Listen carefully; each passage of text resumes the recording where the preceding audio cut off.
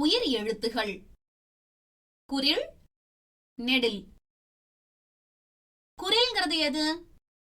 குறுகி ஒலிக்கும் எழுத்துகள் குறில். அப்ப நெடில்ங்கிறது நீண்டு ஒலிக்கும் எழுத்துகள் நெடில்.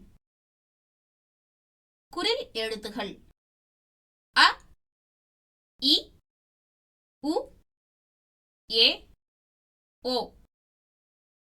நெடில் எழுத்துகள் ஆ, இ, உ, ஏ, ஐ, ஓ, ஔ. குறில் சொற்கள் அணில், இலை, உலகம், எறும்பு, ஒட்டகம்.